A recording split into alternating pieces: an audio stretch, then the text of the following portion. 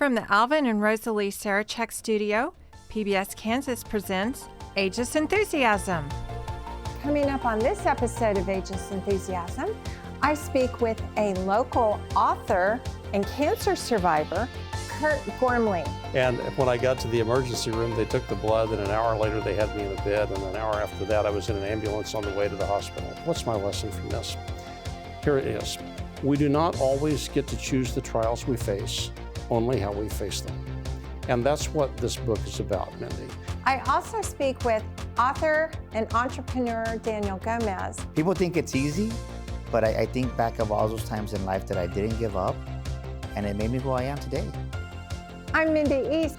All that coming up on this episode of Ageless Enthusiasm.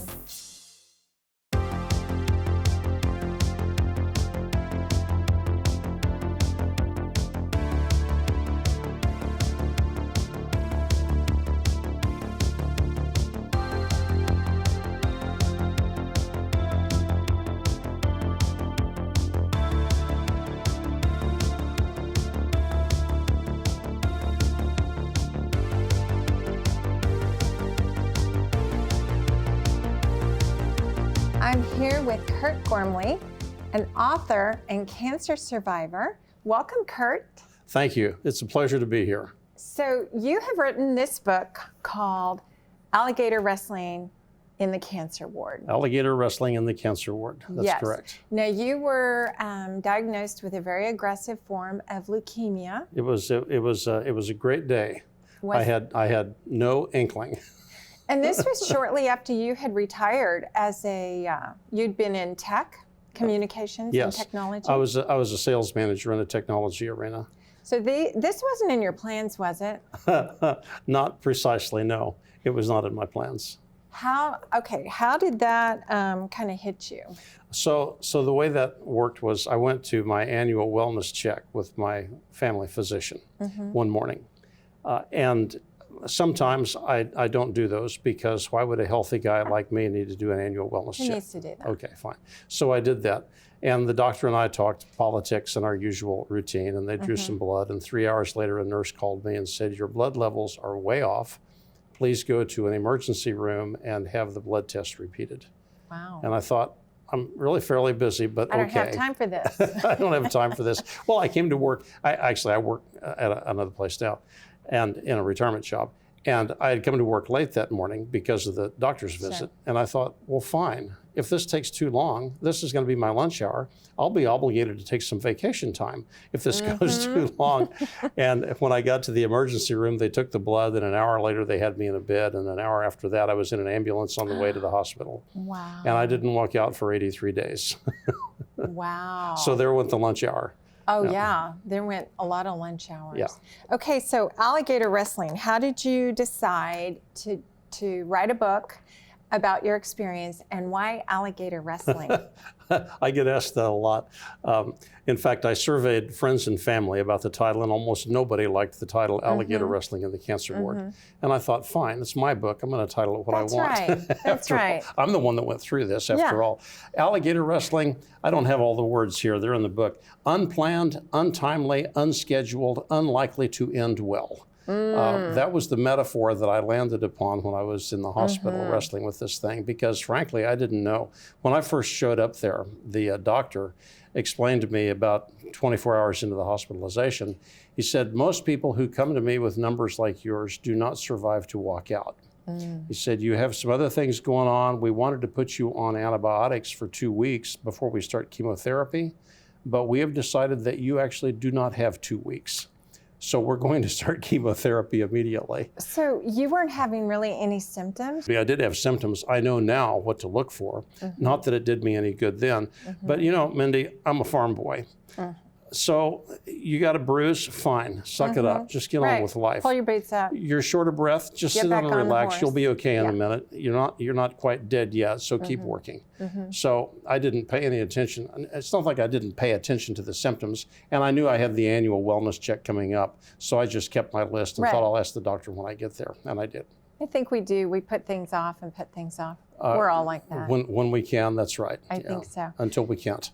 Have you ever seen an alligator or been up close to one in real life? I have never seen an alligator. I've never been up close to one. I saw one at the Denver Zoo one time, and that is as close as I've ever come to alligator wrestling. And I say in the book, I've never even noodled for catfish, but I know people who have. I think you can hold an alligator's mouth shut. You think so? I think so. Okay. I don't know. That's a great safety tip. Thanks, Mindy. Someone can check me on that. So. Well, I prefer not to, but thanks for the tip. So you credit your humor, your faith, and then you're a World War II buff. So you took some stories from the battlefield that had been told to you by your father. That's true. That helped you manage. What were some of those stories? Well, my dad was U.S. Navy World War II, and he was stationed at Guam in the South Pacific. He was not in a combat role. He refueled aircraft. So most of his stories are all about fighting Navy bureaucracy. So they're just delightful fodder. My brother, in fact, says, Dad's stories are absolutely the best because nobody can fact check them. So one of them is the lieutenant roars up in a Jeep and says to my dad, who is the chief petty officer, Chief, are your men putting Navy gas into Army aircraft?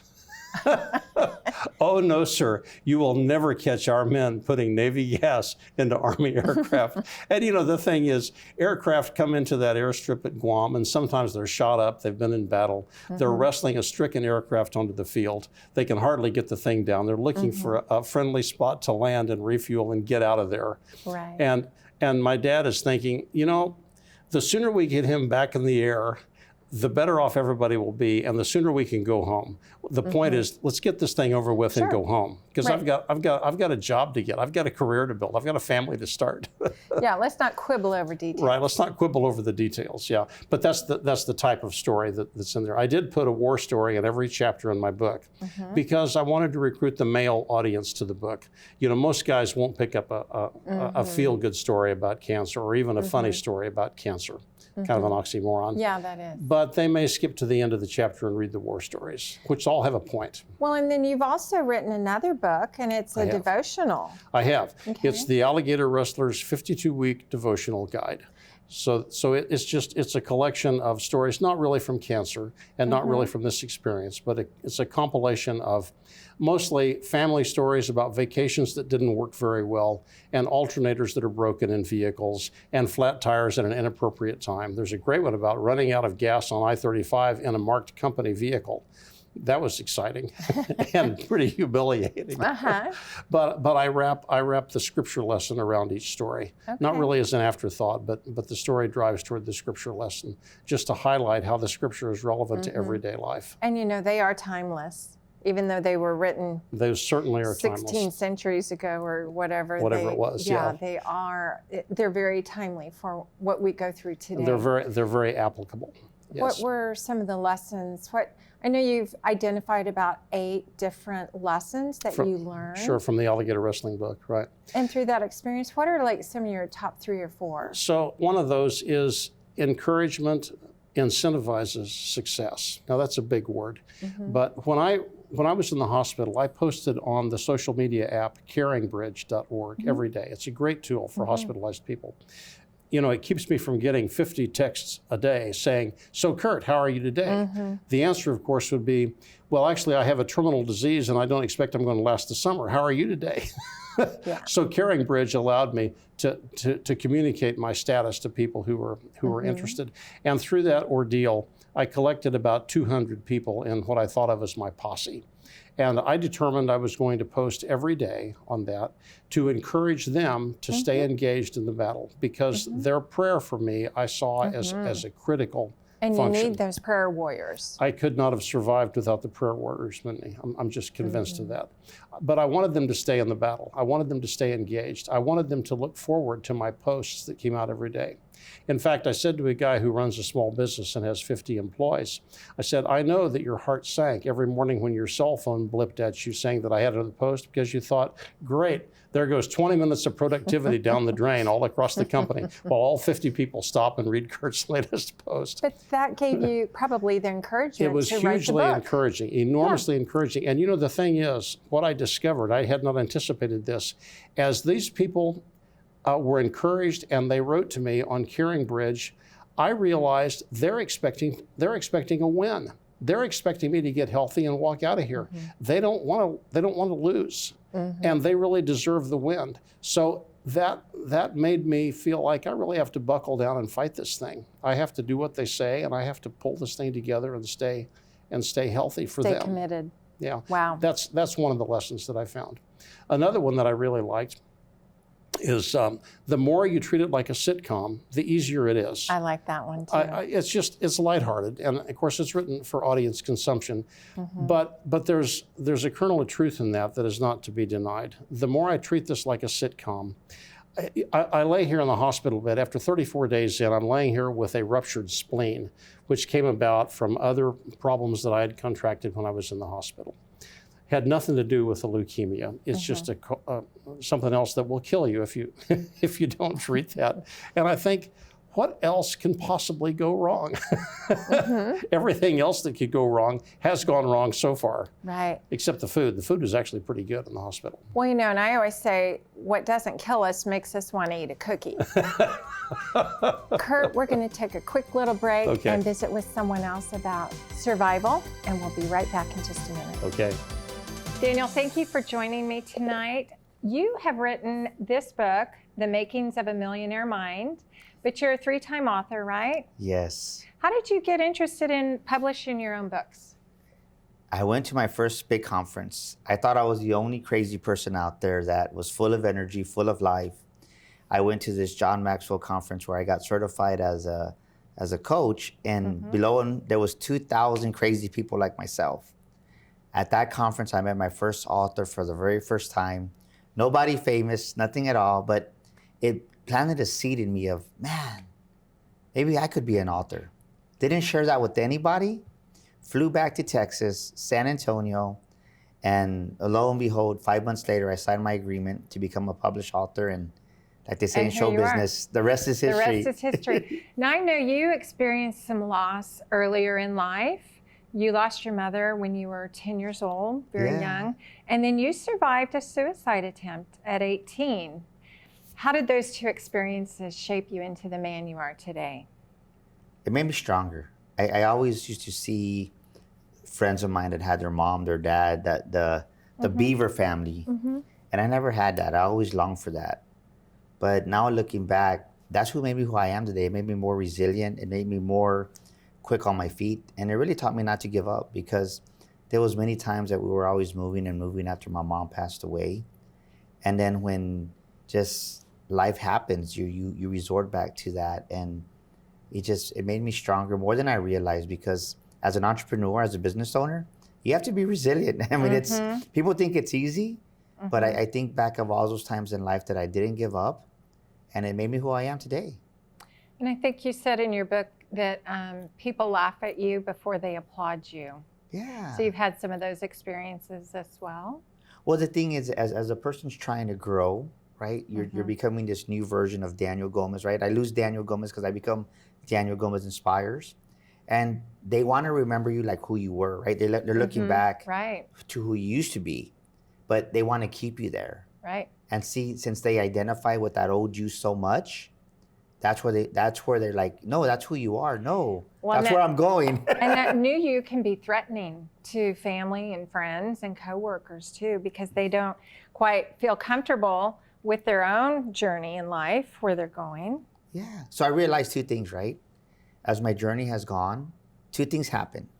Either people celebrate you because you're inspiring them to become more, or people despise you because you're reminding them of what they're not doing. Yes. Exactly. I know that as well. How important is it to celebrate other people?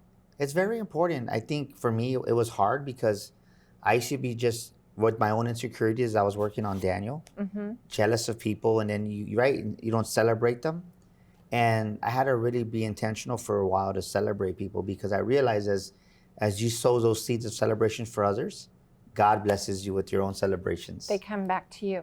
You went through a health crisis with your wife. She got a diagnosis Yes. of breast cancer. How did that change things for you? Oh, that was a pivotal moment in my life. When she was diagnosed with breast cancer, I received a phone call, and for the first time as a 44-year-old man, I was lost. I had the deer headlight look, and I didn't have an answer. The title I had at work, my position, just who I was in that season, couldn't save her. And it really made me draw back on God and lean on my faith. Because your mom also had a breast cancer diagnosis, right? And that's how you lost your mom. So I bet that was very tough.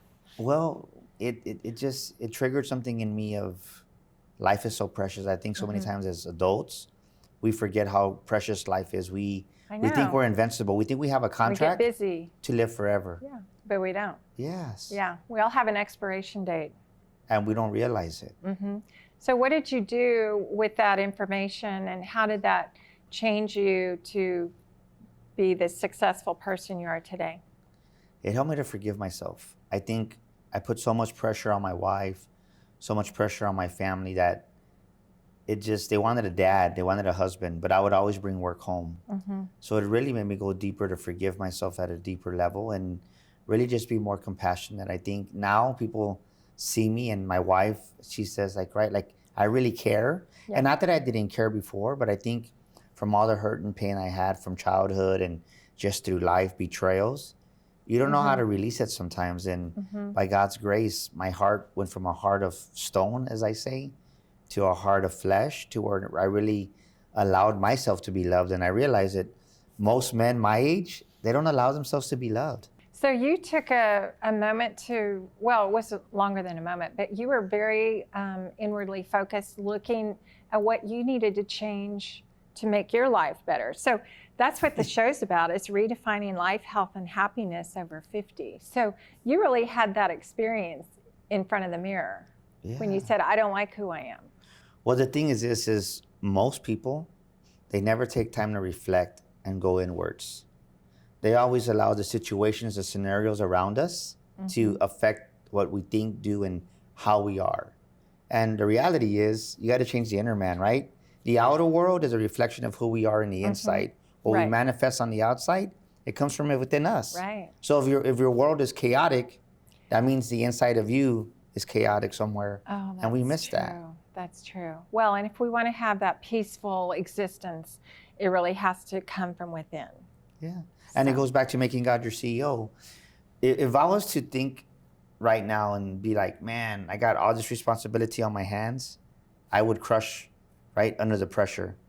But it's not for me to handle. It's for God. Like, you gave me this idea. Yeah.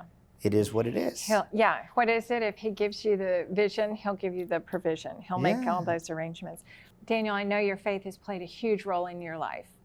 How's that helped you prioritize what's really important? It's who I am. I don't hide the God factor in me, because God is in me. And I think when people say, is that all you talk about? I'm like, you know what? You can unfriend me, because I don't hide my faith. And I'm not religious. I don't talk about religion. I talk about my relationship that I have with God, my Heavenly Father, my Creator. So it's everything, because I talk to Him throughout the day. As we were driving, I talk to Him as I'm going to bed. I talk to Him when I wake up. I'm talking to Him, because I wouldn't have the strength that I have, right? This is what I live by. God is my source. God is my confidence. God is my provider. And He really is, because there's times I don't even know how I'm going to make it through the day, just because whatever's going on in the background. But I'm like, hey, this is your business, not my business. And when I let it go like that, it seems to work out. So my faith is everything. And I think for my family too, just really the love that God's put in my heart to be more of a loving father, a loving husband. Because I used to be very angry. Like, I was mad. Like, I would go from 0 to 100. And I didn't care. And not in a bad way, but I just didn't realize how much hurt I had inside of me. And God healed all that hurt. And you enjoy your family. Obviously, you've got 2 children and 2 grandchildren. Yes. And you have a new puppy in your life, too. Lexi. Yes. I think everyone needs a pet, especially a dog. You know, that puppy she just brought out a different side of me. And my wife, we lost our dog, Bucket. He was part of the family for 13 years. You know, a true thing is just really being honest with people. It's like I cried more for my puppy and for my dog, Bucket, than I did for my brother when he passed away. Wow. My last brother. People say, like, that's so dumb. No, it's not. Like, Bucket was part of the family, and I spent every day with him. Yeah. And I think that God gave us dogs to really just show his unconditional love, right? No matter what we do, as soon as we walk through that door, who's always the first one to greet us? The little puppy is. I know. And you know, dog is God spelled backwards. Yeah, it is. Well, Daniel, thank you so much for your time. I really appreciate you coming up to Wichita from San Antonio. And best wishes to you on continued success. Well, thank you for having me, and it's been such a pleasure to be here with you. Now we're back with Kurt. And Kurt, you were telling us about some of your favorite lessons that you learned during this 83-day-long stay in the hospital. Now, my great leukemia summer surprise tour. Oh, my goodness, yes. I know you had a miracle while you were in there. Absolutely.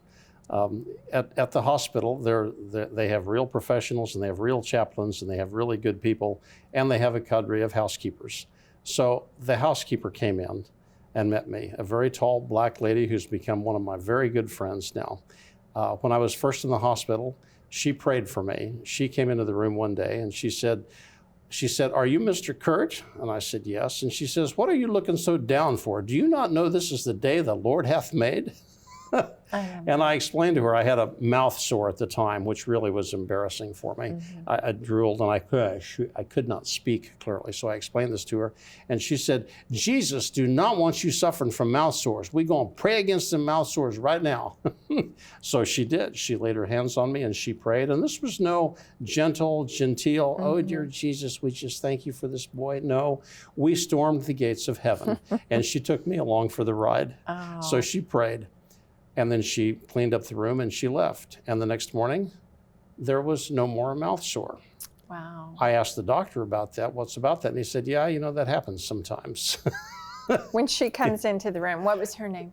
Her name was Marva. Marva. Marva. Miss Marva. One of my favorites, Marva. So then later I was in ICU. I had mentioned that I had a ruptured spleen. I was in ICU. And speaking of things that don't work and what else can go wrong, after the splenectomy and they removed the spleen, that was fine. But because the blood pressure had declined so precipitously the night before, my kidneys quit working. And the dialysis machine did not fix it, and the drug regimen did not fix it. It was bad enough that the doctor took my wife into the hallway for that consultation outside the ICU room, which is never a good scene. Explained, if the kidneys don't start right away, we're at the very end. And then Marva showed up with her cleaning cart. Wow. And she was surprised to see that we were there. She talked to my wife. My wife brought her to the room. And Marva once again laid her hands on me and prayed. I was unconscious at the time, but we had other family in the room at the time. And Marva prayed. There was also a nurse in there with her back to us, respectfully working on something. Marva prayed and Marva left. The nurse whirled around to the room and said, "What was that?" And that was a miracle. And a few minutes later, the kidneys began working. Wow. I don't seek for miracles. I've never been one who looks for miracles, but I can understand when they occur. You'll take one. So the takeaway, you asked about the takeaway. What's my lesson from this? Here it is. We do not always get to choose the trials we face, only how we face them. And that's what this book is about, Mindy. We have insurmountable problems, and all of us have things that simply have no solutions to them, whether it's leukemia or some other type of cancer or the death of a loved one, alcoholism, drug addiction, loss of a career, whatever that may be. Many times we will encounter problems that simply have no solutions on them. And this story of alligator wrestling in the cancer ward is about how to stay perched on top of the circumstances of life rather than being rolled underneath their weight. And that's why I wrote that. And every one of the war stories drives exactly toward that idea. We do not always get to choose the trials we face, only how we face them. Well, Kurt, thank you so much. I appreciate your openness and you giving hope to other people. And we just wish you the very best on your recovery. It is an honor to be here. Thank you for interviewing me, Mindy. Thank you. Appreciate it. And thank you for watching Ageless Enthusiasm. We'll see you the next time.